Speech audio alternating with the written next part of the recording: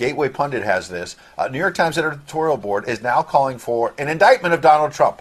On what? We don't know. They just said, look, if there's sufficient evidence, let's come up with a serious charge here. Let's indict the man. And it shows that's what this whole thing has been about all along. They don't want him to be able to run for office again. They know he might win. The whole thing's a bad puppet show. They've got the puppet and President Biden. They've got this puppet that they're leading out. They're going to use everything for media advantage. It's all about the midterms. It's all about distracting the American people, causing distractions. It's a puppet show. Absolutely. Great points. Let's bring in Grant Stinchfield, friend of the show.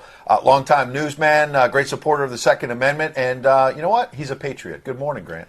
Good morning. Good morning, guys. It's great to be with you this morning.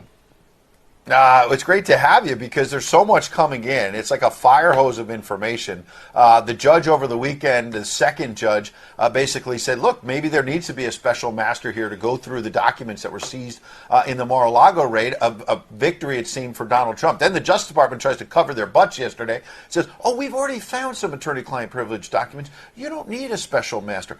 How could we trust them, Grant, to go through these documents? Now they've seen some of the attorney-client privilege matter. This is why they shouldn't have gone into Donald Trump's private home in the first place, Grant. Yeah, and I would offer up that the special master isn't just about what was attorney-client privilege and what isn't. I would offer up that the special master should be looking at these so-called classified documents and whether or not President Trump had the right to declassify them, as he claims he did. And I know from reading the law that the president was well within his rights to declassify anything he wanted. And so when I read that affidavit, it was released last week, whatever was left of it, most of it was black pages. But right out of the gate, if you notice, the FBI gets the law wrong when it comes to the president's ability to declassify documents. They totally misinterpret the law. So you've got 55 pages of an affidavit that is now totally based off of a total misinterpretation of the law. And you guys earlier were talking about, where does Joe Biden fall in on this? Was he briefed? Was he not briefed? Look, the documents are clear, as Karyn was talking about. The documents show that there were those inside the White House that were clearly dealing with the DOJ, talking about where the White House falls on this. What it wasn't really clear on was whether or not Joe Biden was ever told. So you have two really bad things or really bad possibilities at play here. Either, as I believe, Joe Biden is a dementia patient. He is not running the show. He is out to lunch. They have him in bed or at his beach house, and he's not making any decisions for America. Or Joe Biden is the devious senator that he once was, now acting as president, that is calling all the shots. Either way, they're really bad scenarios. But I tend to fall to the first. I don't think that the people behind all of this, they're even talking to Joe Biden. I think you got guys like George Soros and Barack Obama and Susan Rice, and all of these people are still pulling the strings. Barack Obama's still in D.C. What president remains in D.C. unless he's calling the shots? Now, if Joe Biden really is just totally out to lunch and dementia-ridden, we're in big trouble, because that is a huge national security risk. And then you have very devious actors at play who I believe are breaking the law in their quest to go after Donald Trump and ultimately get him indicted for nothing. Yeah, let's go to those devious actors for a second, because what's very interesting is, with these attorney-client privilege documents, it almost seems like, although the media wants you to believe that Donald Trump is on the defense, that perhaps the fact that he had possession of these documents means that he's really on the offense, and that he has the evidence that they were looking for when they went in there and raided Mar-a-Lago.